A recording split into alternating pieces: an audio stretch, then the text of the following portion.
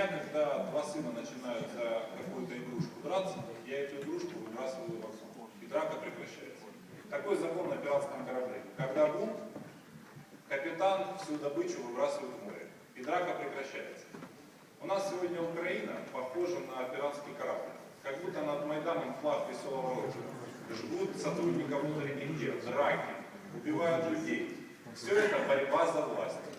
Все это за то, потому что цена вопроса сегодня на Украине – власть или поражение слишком высока.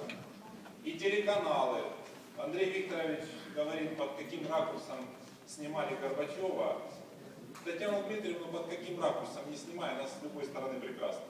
Можно понять телеканал. Дело не в этом, как снимают. Дело в том, что у телеканалов есть владельцы. Коломойский, Пинчук, Порошенко, Фирташ.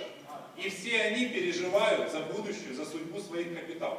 И каждый из них занимает свою позицию. И сегодня позиция и Коломойского, и Пинчука, и Фирташа, не говоря уже о Порошенко, явно сегодня против власти. И они ведут эту политику, и эта политика видна на экранах телеканалов. То, что они делают, лгут, переискажают факты, провоцируют на раскол для того, чтобы получить возможность в будущем сохранить свои преимущества в бизнесе.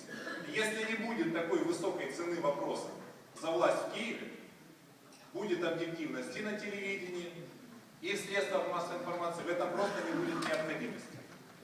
Живет Германия, живет Бельгия, наиболее удобный для нас пример, как раз в статусе федеративного государства. Мы должны решать свои экономические вопросы.